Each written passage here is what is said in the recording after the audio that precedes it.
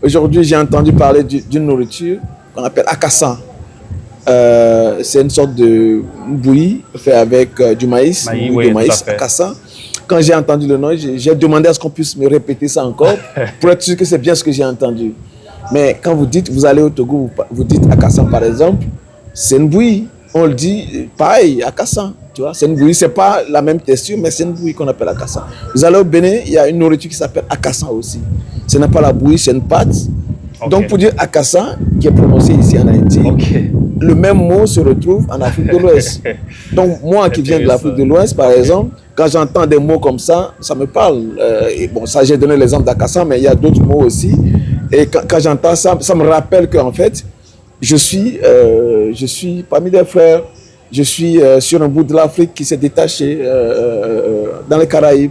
Et Haïti représente quelque chose dont beaucoup d'Africains sont fiers. La première nation noire à avoir été obtenue, à avoir arraché son indépendance, c'est quelque chose qui marque beaucoup d'Africains. Vous savez, quand on est en Afrique, on connaît, on entend beaucoup parler de Haïti. Mesdames, Messieurs, bonjour, bonsoir. Nous sommes très contents d'être avec vous en ce moment tout à fait spécial. Pourquoi? Parce que nous avons un invité spécial. On va essayer de parler d'un sujet assez très spécial. Mon nom c'est Mathias Siméon. Nous sommes avec quelqu'un qui passe de présentation dans un domaine tout à fait spécifique. Il s'appelle M. Maxime Domény. Il est là avec nous. On va essayer de parler, de faire un échange tout à fait spécial ce soir. Alors, pour commencer, il va lui présenter M. Maxime. Vous êtes qui pratiquement? Alors, je m'appelle Maxime, comme vous avez dit, Kwame Domény. Je suis un Ouest-Africain typique, comme je le dis, avec un papa qui vient du Togo, où je suis né d'ailleurs, où j'ai grandi, et une maman qui vient du Bénin. Moi-même, résident au Sénégal. Et voilà, donc je suis journaliste. Je travaillais pour plusieurs médias, plusieurs organisations de journalisme. Je dis souvent que j'ai fait presque un peu de tout au sein du journalisme. J'ai été reporter, correspondant, rédacteur en chef. J'ai fait un peu de tout. J'ai même travaillé pour des organisations de défense des journalistes. Et donc maintenant, je suis plus comme consultant média et formateur aussi sur des questions de journalisme de qualité, journalisme de redevabilité, journalisme d'investigation. Vous êtes définitivement en ce moment en Haïti. Pour quelles circonstances vous êtes avec nous en Haïti? Alors, un soir, comme à mes habitudes, j'avais quelques minutes et donc je faisais le tour d'Internet. Je suis tombé sur un appel d'une organisation des Nations Unies qui recherchait un expert en investigation, journaliste d'investigation, pour venir délivrer une série de formations en Haïti. Et quand j'ai lu la description, je me suis retrouvé dedans, j'ai dit pourquoi pas, et donc j'ai postulé. J'ai postulé quelques semaines et mois après. On m'a contacté, que voilà, j'ai été retenu pour animer la formation. Le résultat de tout ça, c'est que voilà, justement, j'ai été invité à venir en Haïti pour animer une série de formations au profit de confrères et consoeurs de Haïti. De toute façon, vous êtes en Haïti pratiquement pour une deuxième fois, c'est ça? C'est bien ça. Pour cette formation en investigation journalistique, et comment était passée la première formation? Alors, la première formation, c'était une formation sur les fondamentaux du journalisme d'investigation. Et c'était ma découverte de Haïti. Vous savez, quand on est en Afrique, on connaît, on entend beaucoup parler de Haïti. C'est que ce sont nos frères, c'est la Caraïbe. On parle beaucoup de la situation aussi en Haïti. La situation sociopolitique, les crises sécuritaires, tout ça. Et donc, en venant la première fois, voilà, je venais comme en aventure pratiquement. Et j'ai été agréablement surpris par l'accueil qui m'a été réservé par les confrères ici. Et la formation s'est très bien passée à ce que j'ai pu constater. Et voilà, donc voilà, on a parlé, on a fait le tour un peu de ce que c'est le journal d'investigation, les BABA, les fondamentaux, les sources, tout ça. Et de ce que j'ai eu comme retour de la part des journalistes et des participants, je peux dire que c'était une belle expérience. Bah, la preuve, comme on dit, jamais un sans deux, la preuve, je suis de retour. Je suis revenu une deuxième fois pour animer toujours une session, toujours sur le journal d'investigation, cette fois-ci appliquée à un contexte électoral. Parce que Haïti est dans l'attente des élections décisives.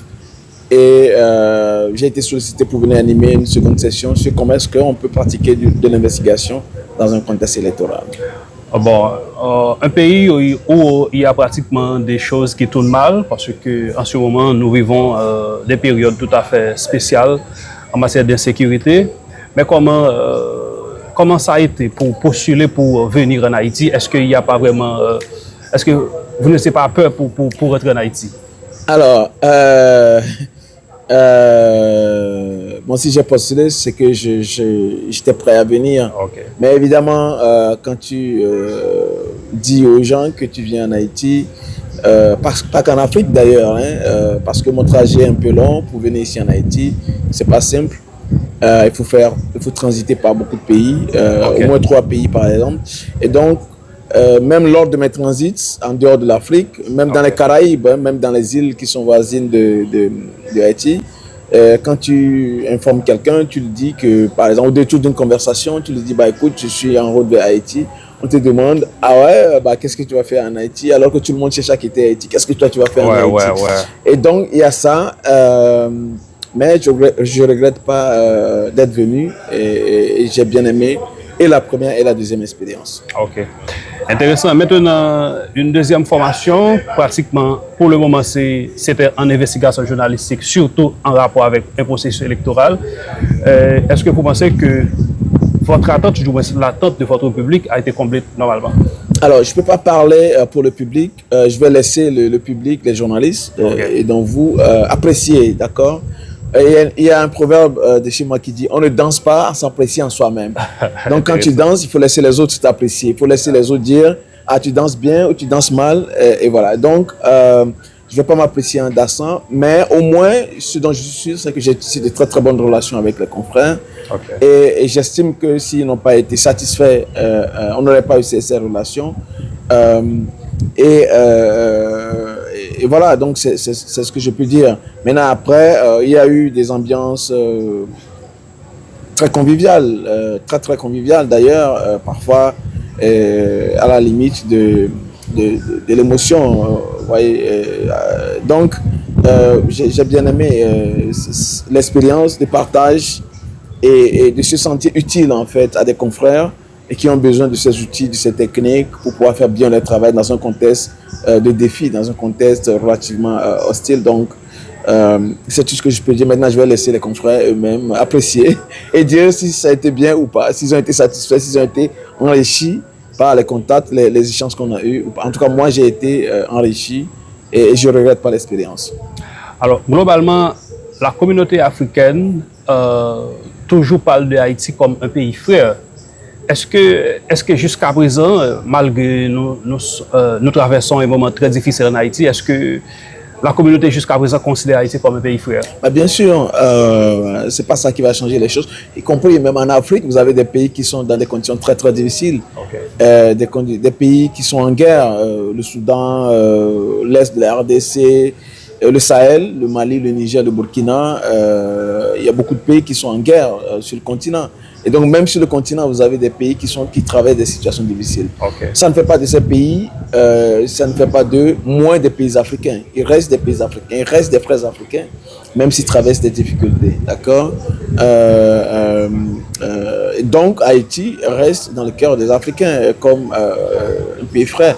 Et Haïti représente quelque chose dont beaucoup d'Africains sont fiers. La première nation noire à avoir été obtenu, avoir arraché son indépendance, c'est quelque chose qui marque beaucoup d'Africains, surtout maintenant qu'il y a cet élan de retour à cet élan identitaire en Afrique, un courant identitaire qui traverse le continent, où les Africains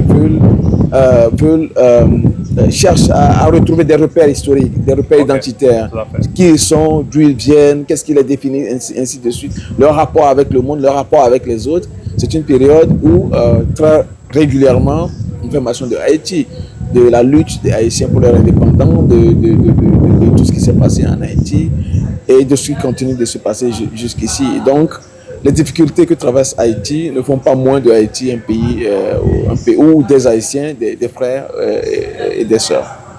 Alors, avant de venir en Haïti, vous avez dans votre tête un pays, en quelque sorte, vous avez le projet de visiter ou du moins? Est-ce qu'avant ça, vous avez en tête de visiter Haïti un jour quand même? Oui, bien sûr. Haïti, visiter Haïti fait partie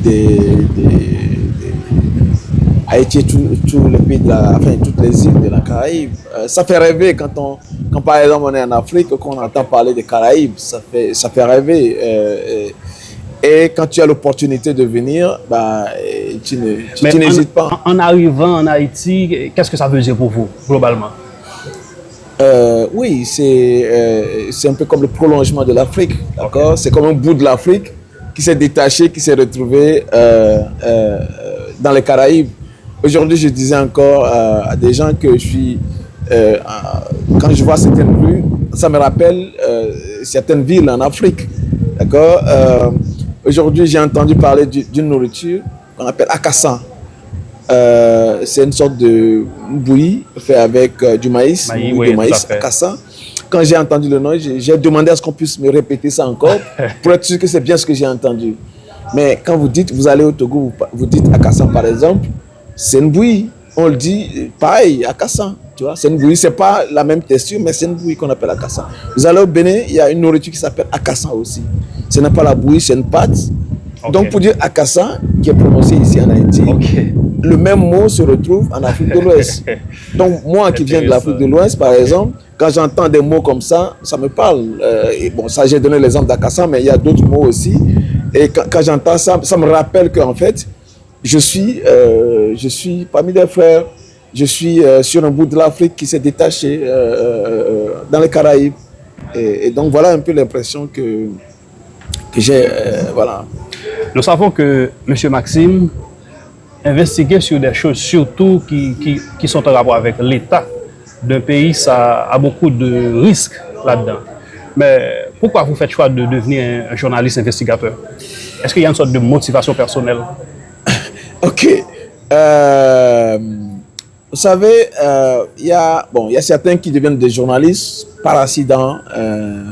Moi, j'ai choisi de devenir journaliste. Et donc, j'ai fait des études en journalisme. Il y a d'autres qui font d'autres études et puis après qui deviennent des journalistes. Bon, ça ne fait pas moins de, je les respecte, ça ne fait pas moins de des journalistes, d'accord? Okay. Mais c'est pour dire que moi, par exemple, j'ai choisi de devenir journaliste parce que, bon, pour tout vous dire, quand j'étais encore plus jeune, au secondaire, je ne me voyais pas dans des métiers littéraires, dans des métiers artistiques. Je me voyais plus dans des métiers scientifiques. Vous voyez, parce que il y a cette conception, cette fausse conception erronée d'ailleurs, qui fait penser, qui fait croire à certains que lorsque tu fais une série littéraire, une série artistique, autant pour moi, vous êtes les plus paresseux, vous êtes moins bons que ceux qui font les séries scientifiques.